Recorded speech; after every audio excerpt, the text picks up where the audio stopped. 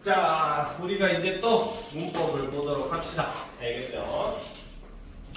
자, 여러분들 물론 이제 고등학교 1학년 여러분들부터는 또 달라지긴 해요. 알겠죠? 다시 또 통합 수능으로 바뀌게 되거든요. 지금은 현재 고3들 같은 경우는 그 선택 과목이 있어요. 그 언어와 매체, 그 다음에 화법과 작문, 이래서 두 가지로 선택을 해야 되는데, 여러분들 때는 또 이제 통합으로 바뀐다는 현재 말이 있어요. 알겠습니까? 그래서 그때는 여러분들이 고3 될 때는 이제 선택 과목 없이 똑같이 1번부터 10번까지 화법과 작문, 11번부터 15번까지 문법, 이런 식으로 할 거예요. 알겠죠? 그래서 문법 같은 경우도 여러분들이 이제 어떻게 보면 중학교 과정에서 늘 얘기를 하지만, 솔직히 여러분들이 제대로 된 공부를 하지 못하는 분야이기도 합니다. 알겠습니까? 그래서 이번 기회에 이제 우리가 고등과정 문법 부분을 또 차근차근히 한 번 더 살펴보도록 합시다. 알겠죠? 지금 같은 경우는 현재 솔직히 말해서 언매는 굉장히 중요해요. 왜냐면 여러분들이 수학을 할 때도 보면은 문과이과 솔직히 상관없이 지금 현재 기조가 확률과 통계를 선택하는 학생이 없어요. 거의. 대부분이 보면은 기하나 혹은 미분적분, 미적분을 선택을 하죠. 그렇죠? 그 이유가 바로 그 표준 점수 차이 때문인데, 실제로 국어 같은 경우도 언매가 표준 점수가 높아요. 작년 같은 경우는 그래도 그 갭이 줄어가지고 한 2점 정도였는데, 그 재작년 같은 경우는 5점이나 차이가 났었거든요.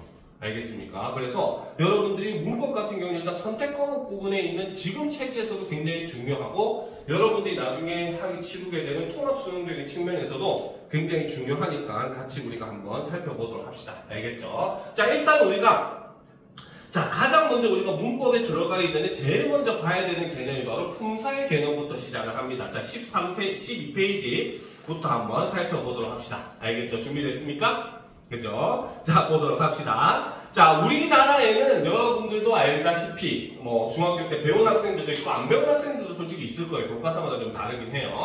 자, 그래서 이제 우리가 국어에서는 우리가 9개의 품사 체계인 국품사 체계를 따르고 있다라고 보시면 됩니다. 알겠습니까?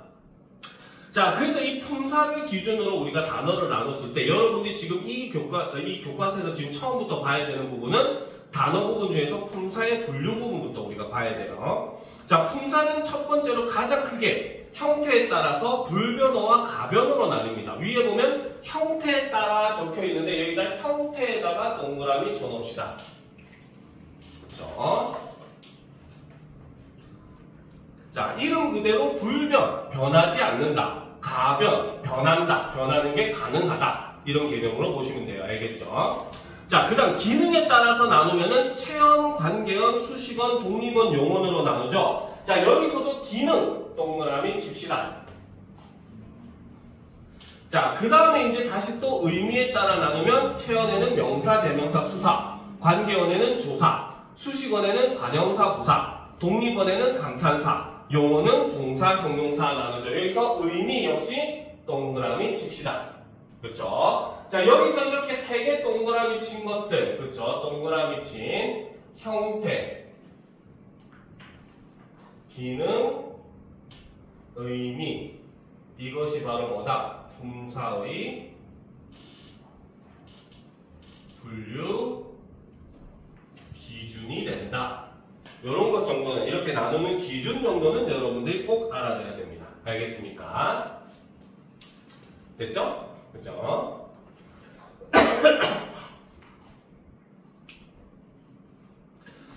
자, 됐습니까?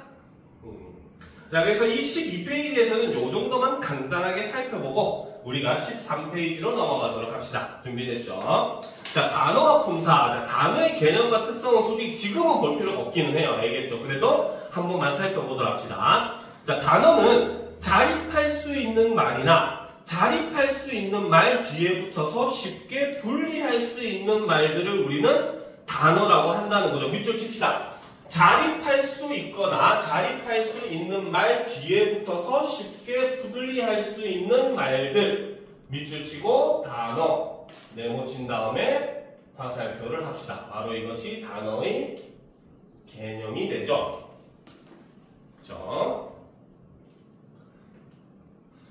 자, 그래서 단어의 자립성은 띄어쓰기를 통해서 잘 드러난다라고 얘기합니다. 알겠습니까? 자, 그런데 여기서 우리가 여러분들이 꼭 알아둘 게 한 가지가 있어요. 알고 넘어가야 될 게. 알겠지? 바로 뭐다?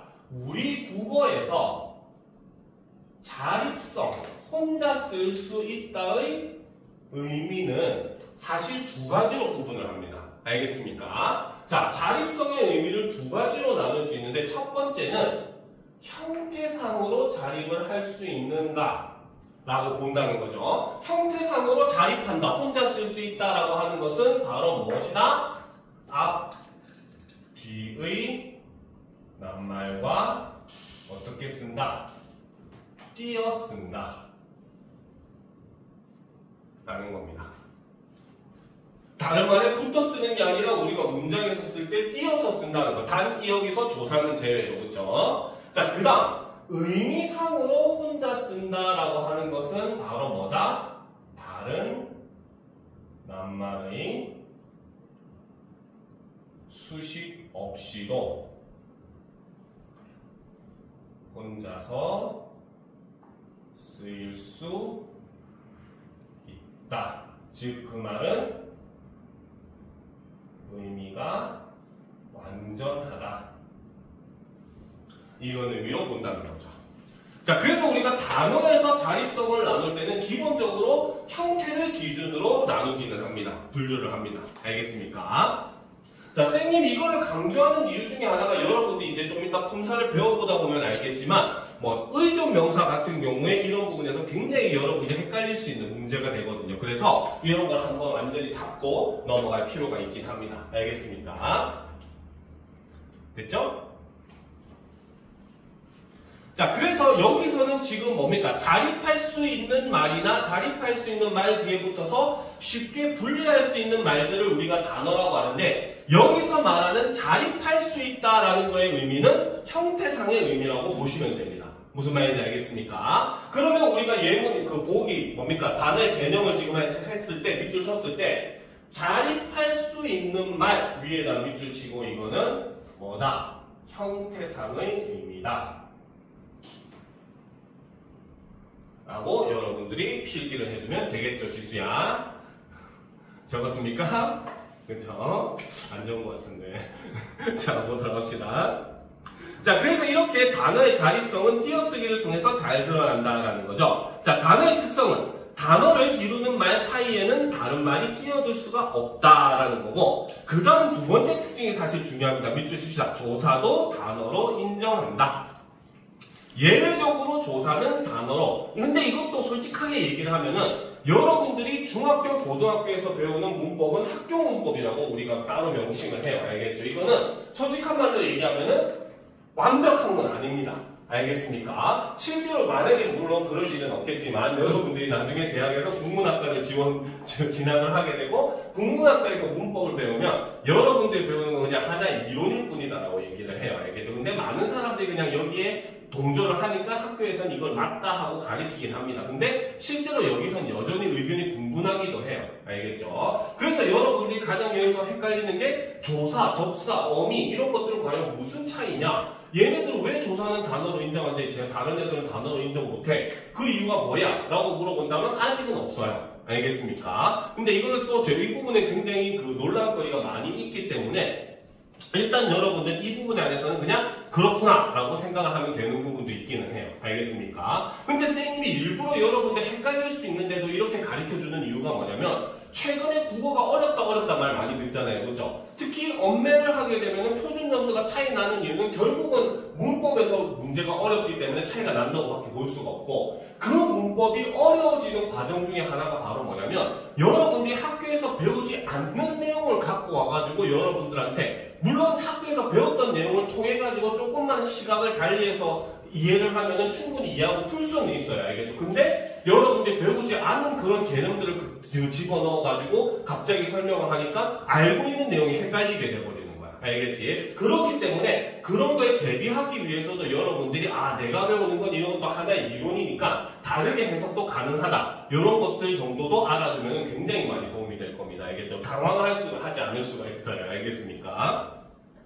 자, 그래서 조사는 단어로 인정을 한다는 거죠. 조사는 자립해서 쓰일 수 없지만 앞말과 쉽게 분리될 수 있기 때문에 단어로 인정한다라는 겁니다. 알겠습니까? 실제로 우리 국어에서 조사는 사용하지 않아도 상관없어요. 나는 밥을 먹었다 해도 되지만 나 밥 먹었다 해도 의미상에는 크게 문제가 없잖아요. 그렇죠? 그렇기 때문에 조사 같은 경우는 쉽게 생략이 됩니다. 하지만 반대로 어미나 적사 같은 경우는 생략을 하면 아예 쓸 수가 없어요. 나는 밥을 하면 안 되잖아. 그치? 그렇죠? 그런 식으로 하기 때문에 조사와 이런 차이점이 있어서 조사만 낱말로 인정한다라고 보는 겁니다. 알겠습니까? 자, 그럼 이제 정확하게 우리가 이번 시간에 해야 되는 품사 부분으로 들어갑시다. 자, 품사는 단어를 문법적인 성질의 공통성에 따라서 나눈 분류를 나타내는데 단어를 품사로 분류하는 기준에는 밑줄 쳐야겠죠. 형태, 기능, 의미. 이게 바로 기준이 된다는 겁니다. 자, 됐습니까? 자, 그러면 보도록 합시다. 자, 품사의 분류 기준. 먼저 형태에 따라 나누게 되면은 뭘로 나눈다? 가변어와 불변어로 나눈다는 거죠. 그쵸? 자, 단어가 문장에서 쓰일 때 형태가 변화하면 가변어. 밑줄 치자.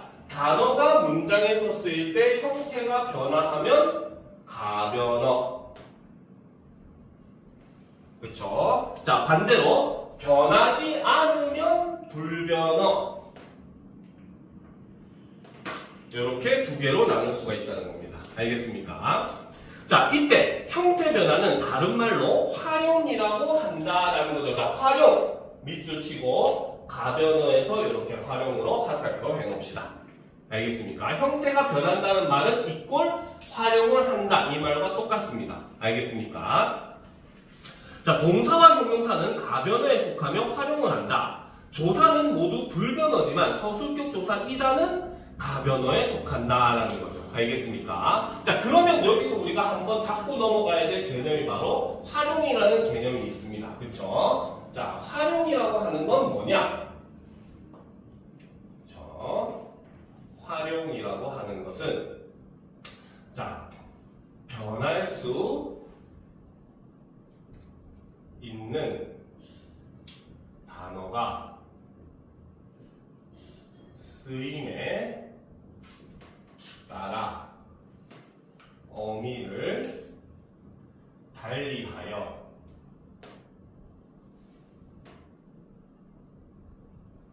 형태가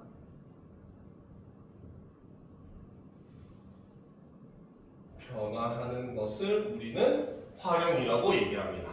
알겠죠? 뭐 쉽게 설명을 하면 그냥 단위로 그 개념으로 설명을 했을 때 우리가 먹다라고 하는 낱말을 기준으로 보면 먹다, 먹고, 먹지만, 먹어도, 먹을 이렇게 변하잖아요. 그렇죠? 이렇게 변화를 하는 걸 우리는 활용이라고 하고 그때 변하지 않는 이 먹을 간 뒤에 변하는 가, 고, 지만 이런 것들을 어미라고 이야기를 합니다. 알겠죠? 이거는 나중에 동사, 형용사 할 때 좀 더 깊이 있게 공부를 할 거예요. 알겠죠? 간단한 개념 정도만 우리가 머릿속에 넣어두도록 합시다. 알겠죠? 자, 그래서 여기서 우리가 가변에 해석하는 거는 동사, 형용사를 기본으로 하지만 여기에 조사 중에 유일하게 서술격 조사 한 놈만 가변어에 속한다라는 거 알아둘 필요가 있습니다. 알겠습니까?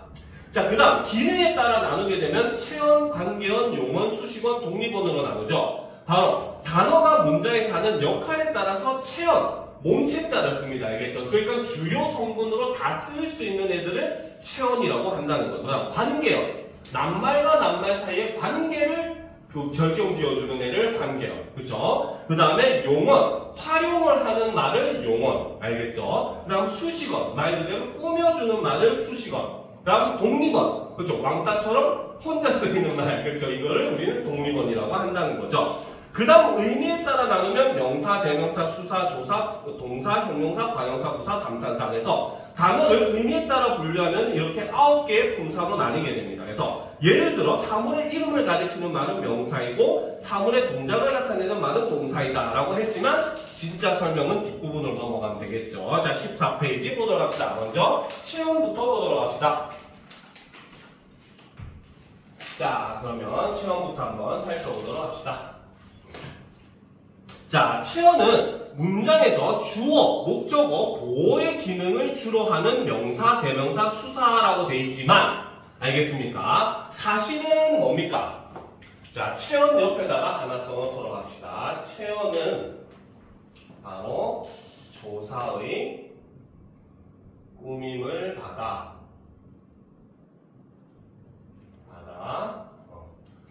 모든 성분으로 다 쓰일 수 있는 낱말을 우리는 체언이라고 해요. 알겠습니까? 주요 성분뿐만 아니라 부속 성분으로도 우리는 다 쓸 수 있어요, 체언을. 알겠습니까? 오케이? 그죠? 자, 그래서 명사, 대명사, 수사를 묶어서 우리는 체언이라고 한다는 거죠. 자, 형태가 변하지 않으며 조사와 결합하여 쓰는 것이 특징이다라고 되어 있는데, 자, 조사와 결합하여 쓰이는 것 밑줄 칩시다. 그렇죠? 여기서 우리가 꼭 주의해야 될 거는 바로 뭐다? 바로 특히 격조사와 결합할 수 있는 유일한 낱말이다 라고 보시면 됩니다. 조사도 우리가 나중에 배우겠지만 보조사와 격조사로 나눌 수 있는데 체언을 꾸며줄 수 있는 건 격조사밖에 없어요. 알겠습니까? 보조사는 붙을 수 있지만 보조사는 딴 놈도 붙을 수 있지만 즉 바람을 잘 피는 녀석이라고 보면 되죠. 그렇죠? 근데 격조사는 지조 있게 오히려 체언하고만 무조건 결합을 할 수 있어요. 알겠습니까? 그렇기 때문에 우리가 그 체언의 자격이라고 했을 때 가장 대표적으로 꼽는 게 바로 격조사와 결합할 수 있다라는 걸 우리가 대표적인 특징으로 꼽는 겁니다. 알겠습니까? 그렇기 때문에 여러분들이 중학교 때 한번 품사를 배운 적이 있어요? 혹시? 품사 배운 적 있어? 중학교 때?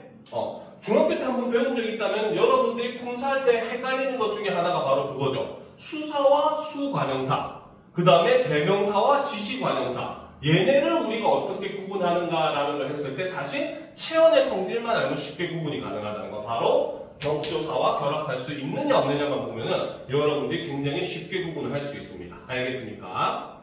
자, 그럼 일단 명사를 보도록 합시다. 명사는 사람이나 사물, 장소 등의 이름을 나타내는 단어다. 밑줄 칩시다. 바로 사람이나 사물, 장소 등의 이름. 그렇죠? 이것이 바로 명사의 개념이 되는 거죠. 자, 그런데 이 명사는 어떤 특징이 있느냐? 관형어의 꾸밈을 받을 수 있으며 들이부터 복수의 의미를 나타낼 수 있다는 특징이 있다. 명사는 다음 기준에 따라 여러 갈래로 나뉜다라는 거죠. 자, 먼저 사용 범위에 따라서는 보통 명사와 고유 명사로 나눌 수 있습니다. 알겠습니까? 자, 보통 명사는 같은 종류의 사물에 두루 쓰이는 이름이라고 되어 있잖아요. 그렇죠? 자, 이거 옆에다가 하나 적어 놓읍시다. 알겠습니까? 자, 이거는 바로 뭐다? 바로 자, 비슷한 역할을 하는 대상을 모두 일컫는 관념적인 말입니다. 알겠죠? 말이 어렵죠, 그쵸? 관념적이라고 하는 건 뭐냐? 눈에 보이지 않는 대상이라는 뜻이야, 사실. 알겠습니까? 근데 선생님, 뭐 책상, 의자, 꽃 이런 거 다 명사잖아요. 근데 얘가 어떻게 왜 관념적인 말이에요? 라고 얘기를 했을 때, 그치? 우리는 한 번쯤 생각을 해볼 필요가 있어요. 알겠습니까? 자, 예를 한번 들어봅시다. 지금 여러분들이 공부하는 요거, 책을 놓고 공부하는 요게 책상이잖아, 그치? 여러분들 학교에도 책상이 있어요. 근데 얘랑 똑같이 생겼어? 아니잖아, 그치? 여러분들 집에도 책상이 있어요. 근데 얘랑 똑같이 생겼어? 아니잖아, 그치? 그러면 우리 책상이라고 하는 건 뭐야? 생긴 거랑은 상관이 없어. 그죠? 그저 뭐야? 책을 올려놓고 공부할 수 있는 도구를 우리는 모두 다 책상이라고 한다는 거야. 그치? 그러면 책상이라고 하는 낱말은 구체적인 이런 사물을 가리키는 게 아니라 책을 올려놓고 공부할 수 있는 그 어떤 것이라는 사실 개념을 나타내는 말이 된다는 거야. 알겠죠? 그래서 보통 명사는 문맥적으로는 구체적 대상을 가리킬 수 있지만 실제적인 의미는 구체적인 의미가 아니라는 겁니다. 알겠습니까? 아이들이 보통 명사를 자꾸 구체적인 대상으로 착각하는 이유는 여러분들은 문맥적으로 이해를 하기 때문이에요. 알겠죠? 여러분한테 만약 선생님이 여러분들 책상 위에 책을 올려놔 했을 때는 책상은 여러분들이 앉아있는 요 책상이 되는 거잖아. 그치? 그러니까 구체적이라고 착각을 하는 거야. 근데 책상이라고 하는 거는 사실은 구체적인, 보통 명사는 구체적인 대상을 가리키는 말이 아니라는 겁니다. 알겠습니까? 자, 반면에 고유 명사는 특정한 사람이나 사물을 다른 것들과 구별하기 위해서 붙인 이름이라고 되어 있죠. 그래서 여기 옆에서는 씁시다. 바로 인명이나 지명, 그쵸? 혹은 국보명 등 세상에 딱 하나밖에 없는 대상의 이름이에요. 알겠습니까? 지수야. 세상에 지수라고 하는 동명이인은 많지만 지수와 같은 특징을 가진 사람은 세상에 한 명밖에 없잖아. 그치? 또 있으면 도플갱어가 되겠죠. 그쵸? 만나면 죽겠죠. 그치? 그렇기 때문에 여러분들의 이름, 사람의 이름이라고 하는 거는 오직 그 대상에게만 붙은 이름이기 때문에 이것도 고유명사로 보는 거예요. 알겠죠? 그 외에 뭐 청와대, 그 다음에 뭐 백악관, 이런 것들은 미국에서 말해 백악관, 화이트하우스 해도 미국 대통령이 사는 집, 그쵸? 우리나라에서 백악관, 화이트하우스 해도 미국 대통령이 사는 집이잖아, 그치? 반대로 청와대 하면은 뭐 아프리카에서 블루하우스 해도 대한민국의 대통령이 사는 집, 그쵸? 어디에서 얘기해도 딱 하나만을 가리기 때문에 이런 건 고유명사죠. 그 다음에 우리가 국보나 보물 이름들, 금동, 미륵보살, 간가, 사유상, 숙사 시간에 많이 보잖아, 그치? 이런 것들도 딱 하나를 나타내기 위해서 이름이 이렇게 긴 거예요. 알겠습니까? 그래서 이렇게 국보명이나 이런 것들은 딱 하나만을 나타내기 때문에 고유명사로서 우리가 취급을 한다는 거죠. 알겠죠? 그래서 이거는 쉽게 생각하면 딱 하나만 있는 대상의 이름이다라고 생각하면 돼요. 알겠습니까? 자, 그 다음 자립성의 유무에 따라서라고 했을 때 여기서의 자립성은 뭐다? 바로 의미상의 의미를 뜻합니다. 알겠습니까? 그래서 자립성 위에다가는 의미상이라고 씁시다. 알겠습니까? 알겠죠? 그러니까 형태상이 아니야. 그러니까 여러분이 자꾸 착각하면 돼. 똑같은 자립성이라고 하지만 그 자립성이라는 말은 쓰임에 따라서 의미가 다르다는 거예요. 알겠습니까? 여기서는 형태상이 아니라 의미상이야. 그 말은 아무리 의존을 하는 명사라고 하더라도 다른 나라가 띄어 쓴다는 겁니다. 알겠습니까? 자, 그럼 봅시다. 자립명사는 다른 말의 도움을 받지 않고 자립적으로 쓸 수 있는 명사죠. 반면에 의존 명사는 앞에 꾸며주는 말, 관용어가 있어야만 쓸 수 있는 명사입니다. 알겠습니까? 자, 꼭 밑줄 쳐놓읍시다. 자, 앞에 꾸며주는 말, 관용어가 있어야만 쓸 수 있는 명사. 밑줄 칩시다. 이 의존 명사가 여러분들한테는 제일 중요해요. 제일 힘들 겁니다. 알겠습니까? 자, 그런데 이 의존 명사 같은 경우에는 우리가 종류가 있어요. 알겠죠? 한번 살펴보도록 합시다. 이거는 이제 여러분들 진짜 고등학교 과정 들어가면 꼭 배워야 되는 내용인데 한번 살펴보도록 합시다. 알겠죠? 잠깐만요.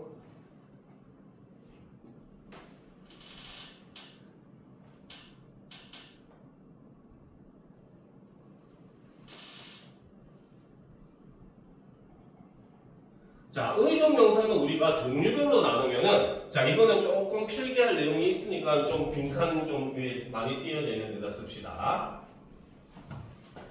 자, 의존 명사의 종류.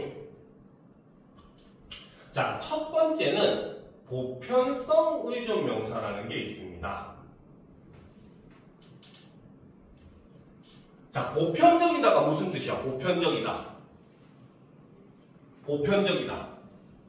보편적이다. 라는 게 무슨 뜻이야? 모든 대부분의 그런 것들이 이렇게 된다. 이런 의미거든요. 알겠죠? 자, 그러면 보편성 의존 명사라고 하는 거는 바로 뭐다? 바로 조사의 꾸밈에 따라 모든 성분으로 쓸 수 있는 의존 명사를 나타내고, 자, 그래서 보편성 의존 명사에 해당하는 거는 바로 뭐다? 분. 사람을 나타내는 말. 그쵸? 먹을 분. 이런 것들. 그치? 그 다음에 역시 이것도 사람을 나타내잖아. 그치? 할, 이가 누구냐? 라고 했을 때. 그 다음에 것. 그 다음에 장소를 나타내는 대. 그 다음에 뭐 이유나 이런 것들 나타내는 바. 이런 것들. 알겠습니까? 자, 이런 것들은 모든 이 말을 거꾸로 얘기하면 바로 뭐다? 어떠한 격조사도 얘네한테는 다 붙을 수 있다는 거예요. 무슨 말인지 알겠습니까? 자, 그런데 두 번째 보도록 합시다. 바로 주어성 의존 명사가 있어요. 이름에서도 알 수 있지만 뭘로만 쓰인다? 그치, 얘는 뭐다? 오직 주격조사의 꾸밈만 받을 수 있는 의존 명사라는 거죠. 얘는 오직 주어로만 쓰이는 겁니다. 알겠죠? 자, 대표적으로 지, 수, 그 다음에 리, 나위 이런 것들은 오직 주어로만 쓰여요. 이 뒤에 붙을 수 있는 것은 주격조사 가밖에 없어요. 알겠습니까? 알겠죠? 할 지가, 수가, 리가, 나위가 그리고 얘네들은 또 서술로도 고정적이야. 주로 없다 이런 말 있다 없다 하고만 결합을 할 수 있죠. 그쵸? 그래서 이런 것들 특히나 이제 모의고사에서 이것과 관련된 문제가 예전에 한참 나왔었어요. 자주. 요즘은 좀 뜸하기는 한데 알겠지? 바로 의존 명사가 결합할 수 있는 조사가 한정적인가 아닌가라는 문제가 많이 나왔거든요. 얘는 바로 뭐다? 보편성 의존 명사는 한정적이지 않지만 주어성 의존 명사는 한정적이라고 밖에 볼 수가 없다는 거죠. 아까 얘기했듯이 주격 조사만 붙을 수 있으니까. 알겠습니까? 자, 그리고 두 번째. 그죠? 아, 세 번째네. 그렇지, 소리. 세 번째. 세 번째는 서술성 의존 명사. 말 그대로 얘는 뭘로만? 서술어로만 쓰인다는 거야. 그 말은 뭐다? 오직 서술격 조사. 조사. 뭐뭐이다죠. 의 꾸밈만 받을 수 있는 의존 명사라는 거죠. 그래서 서술성 의존 명사에 해당하는 것은 바로 뭐다? 터, 뿐, 그 다음에 따름. 얘는 항상 쓰일 때 보면 터이다, 뿐이다, 따름이다 이렇게 쓰이잖아. 그치? 그러니까 얘네는 다른 조사의 꾸밈을 못 받는다는 거예요. 알겠습니까? 자, 그리고 이제 네 번째가 바로 그죠? 바로 부사성 의존 명사.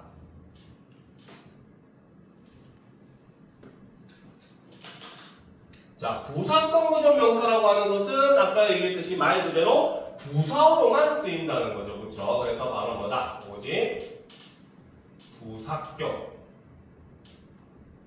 조사의 꾸밈만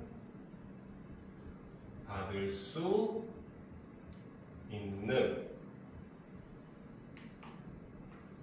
의존 명사라는 거죠. 자, 그래서 부사성 의존 명사에 해당하는 거는 바로 뭐다? 채,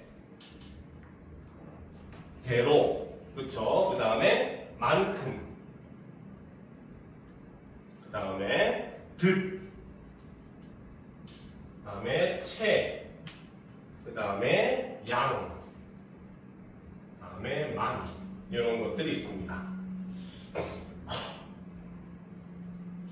자, 그 다음 이제 마지막 다섯 번째가 바로 단위성 의존 명사. 혹은 얘는 다른 말로는 단위 명사라고도 해요. 단위성 의존 명사라고 하는 것은 바로 뭐다? 수관형사 뒤에서 단위를 나타내는 의존 명사죠.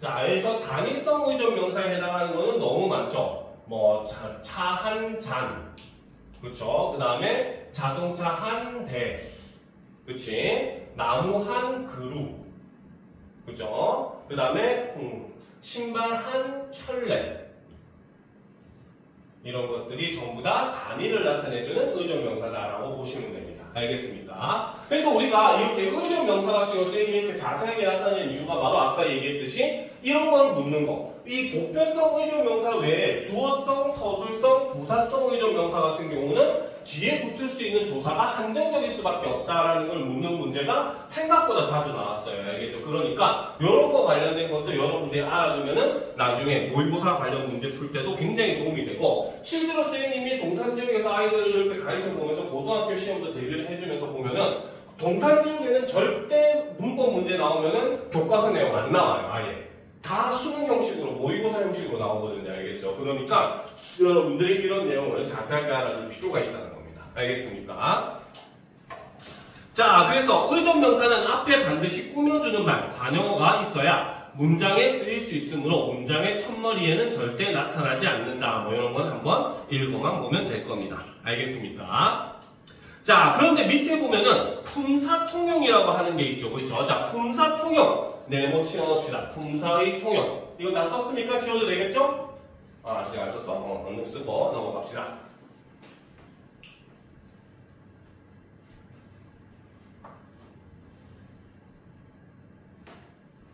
됐습니까? 네. 됐어?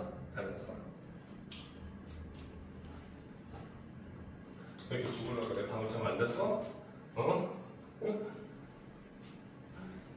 다 적었습니까? 그렇죠? 자, 그런데 이제 여러분들이 굉장히 중요하게 봐야 될 게 바로 이 품사통용입니다. 알겠습니까? 자, 그러면 같이 한번 품사의 통용까지 하고 이번 시간 수업 일단 또 마치도록 합시다. 품사통용을 보도록 합시다. 자, 품사의 통용, 의존명사 대 조사라고 되어 있죠. 그렇죠? 봅시다. 하나의 단어는 기본적으로 하나의 품사에 속해. 그렇지만 어떤 단어들은 두 가지 이상의 품사에 속하기도 하는데 이것을 품사의 통용이라고 해라고 되어 있죠. 그렇죠? 그런데 자, 정확하게 우리가 보도록 합시다. 품사 통용이라고 하는 거는 뭐냐? 의미를 하나 적어 놓읍시다. 자, 어떤 낱말이 그렇죠? 의미나 형태는 같으나 쓰인 환경에 따라 품사가 달라지는 것을 우리는 품사통용이라고 이야기를 합니다. 알겠습니까? 자, 실제로 우리가 품사통용에 쓰이는 낱말은 우리 국어에서 상당히 많아요. 뭐 영어도 똑같기는 하지만, 그죠? 영어 같은 경우도 보면 우리가 뭐 love 같은 경우는 명사로 쓰이면 사랑이 되지만 동사로 쓰이면 사랑하다가 되잖아. 그치? 그러니까 이런 것들이 우리가 다 똑같은 단어지만 쓰이는 환경에 따라서 의미가 달라지는 경우는 모든 언어에서 사실 굉장히 많이 나타나는 현상 중에 하나예요. 알겠죠? 자, 그래서 우리 국어 같은 경우도 물론 뭐 대표적으로 있다 같은 낱말을 보게 되면 어때? 만약에 주어가 의지를 가질 수 있는 사람과 같은 존재야. 철수가 학교에 있다라고 했을 때 이때 있다는 동사로 취급을 합니다. 왜? 머물다의 의미로 해석을 하거든요. 알겠죠? 그런데 반대로 책이 책장에 있다라고 했을 때 이 있다는 형용사로 취급합니다. 주어가 의지를 가질 수 없는 존재이기 때문에 이때는 그냥 존재한다 이런 의미로 해석을 해서 이 경우는 형용사로 취급을 해요. 알겠죠? 그래서 있다 같은 경우는 주어가 어떤 대상이냐에 따라서 품사가 달라진다는 거 알겠지? 자, 그런데 이제 우리가 이 부분에서 봐야 될 거는 바로 의존명사로 쓰이거나 혹은 조사로 쓰이는 경우를 우리가 살펴볼 필요가 있습니다. 알겠습니까? 자, 예문을 봅시다. 먹을 만큼만 먹어라. 너만큼 먹을 수 있다라는 거죠. 그쵸? 자, 여기서 이제 우리가 의존명사냐 그 다음에 그 조사냐라는 걸 구분하는 요소는 모이는 환경을 봐야 된다고 했어요. 알겠죠? 자, 그러면 어떻게 볼 수 있느냐? 앞에 먹을 만큼만 먹어라 밑에는 하나 적어 놓도록 합시다. 알겠죠? 바로 만큼의 앞에 관형어가 오는 경우, 특히나 동사나 형용사가 관형어 형태로 변한 것들, 알겠죠? 이런 것들이 오는 경우는 바로 뭐다? 의존명사. 라고 본다는 거죠. 는 표시하고 의존명사를. 그러면 의존명사로 쓰기 때문에 앞말과 반드시 띄어쓰기를 해야 됩니다. 알겠습니까? 자, 그런데 너만큼 먹을 수 있다라고 했을 때 바로 뭐다? 만큼의 앞에 체언이 오는 경우는 이때는 조사이기 때문에 띄어쓰기를 하지 않습니다. 붙여서 써야 된다는 거죠. 알겠습니까? 자, 이것과 비슷한 것들은 뭐가 있느냐? 자, 이 외에도 대표적인 예가 대로, 그 다음에 뿐, 그쵸? 같은 것들이 있습니다. 알겠습니까? 그래서 뿐 같은 경우도 나는 오직 열심히 할 뿐 이럴 때는 의존명사이기 때문에 할과 뿐을 띄었어야 돼요. 알겠죠? 근데 나에게는 오직 너뿐이야 할 때 뿐은 붙여서 써야 돼요. 조사기 때문에. 무슨 말인지 알겠습니까? 그래서 앞에 체언이 오느냐 관용어가 오느냐 이 차이만으로써 우리는 띄어쓰기를 구분할 수 있다는 거죠. 무슨 말인지 알겠습니까? 대로도 역시 마찬가지. 너는 너대로 해라 할 때 너라고 하는 대명사, 그렇죠? 철수는 철수대로 갔다 할 때 철수라고 하는 명사가 쓰였기 때문에 이때 대로는 조사가 돼서 붙였어야 되는 거예요. 알겠죠? 근데 바로 대로가 이제 그 뭡니까? 그 의존명사 쓸 때는 너는 너 좋을 대로 해라 이렇게 할 때 이 대로는 의존명사이기 때문에 조울과 띄어써야 된다는 거예요. 그래서 띄어쓰기 같은 거 할 때 이 부분 같은 게 굉장히 많이 문제로 나옵니다. 알겠습니까? 물론 이 외에도 굉장히 여러분이 헷갈리는 게 많긴 하지만 나중에 그 부분은 이제 어미랑 의존명사가 헷갈리는 경우도 있거든요. 그거는 나중에 동사, 형용사 할 때 선생님이 한 번 더 추가로 가르쳐 주도록 하겠습니다. 알겠습니까? 자, 일단 문법 오늘 수업은 여기까지 하고 또 잠깐 10분 정도 쉬었다가 1시 5분에 이어서 하도록 합시다. 알겠습니까? 1시란다. 3시 5분에